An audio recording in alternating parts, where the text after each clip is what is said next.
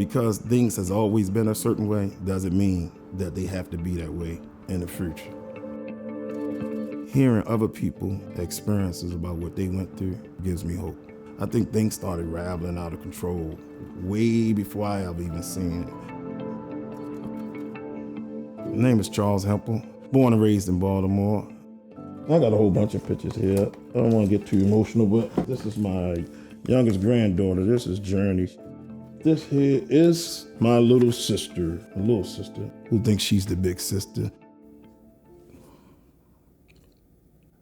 That's my mother. That's my birth mother. Being homeless, sometimes we're shunned because we done been through so much in life. My mom went through some issues in her life, same issues I became to encounter as an adult, and woke up one morning at 11 years old. There was a note on the refrigerator that said she couldn't do it no more. At that age, I think we grew up quick. Graduated from high school at 17, went in the military for 4 years. After military, came back to Baltimore.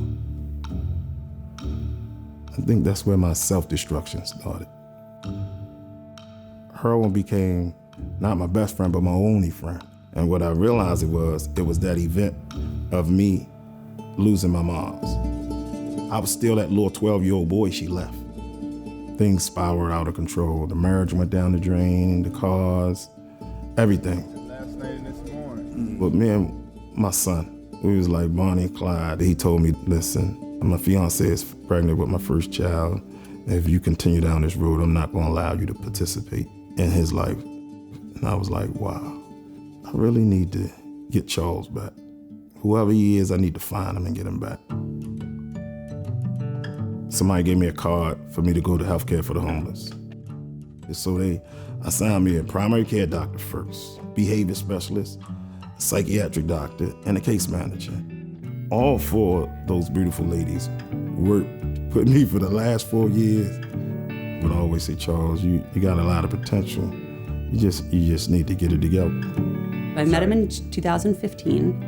He had already had a stroke in his 40s, so this was not ideal. He had spent the last 6 months going to emergency rooms to try to get blood pressure medication. His housing was very unstable, so really difficult to take care of his medication, like medication management, but he kept coming back.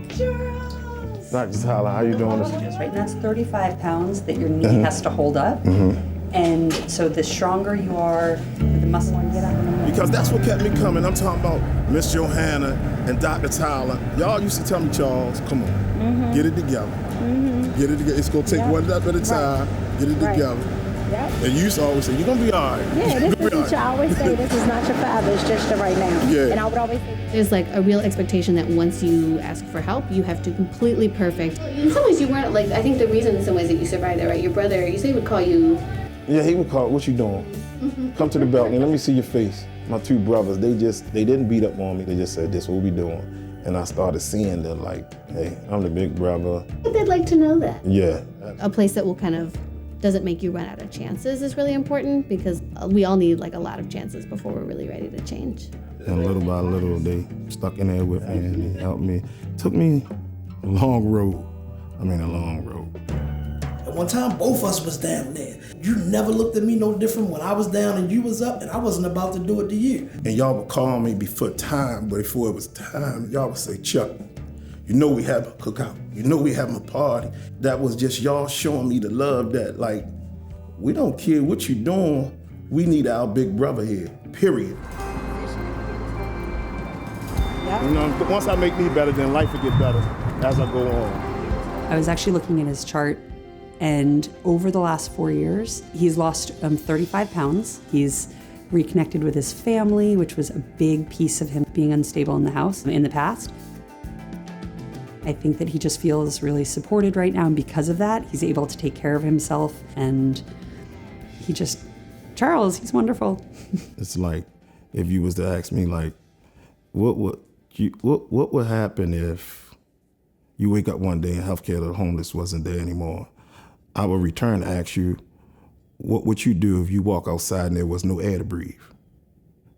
That's how I look at healthcare for the homeless now. This is my little castle right here. Small but beautiful. Yeah, when I first moved in here, it was just me and my blow-up bed. And this little thing right here, this is a big funny story. I used to watch everything on this. This is my little DVD player. People don't even use DVD players. I just save it because it reminds me of how things was and how they could be. You know, when I first got here and came out of treatment, I went to market for the first time and I bought the groceries through the door. I bust out crying because this overwhelming feeling. I'm happy. I got food, I got my place, I got my health today, not addicted to no drugs, things as well. I try to play a part in my grandkids' lives. Oh, this is my future grandson. He used to do any day now, any day now. The next phase of my life, I just got accepted to school. So going back to school after being out of school since, 85? So I don't know if this old mind can work, but I'm gonna put up the best foot forward this time and see what I can do.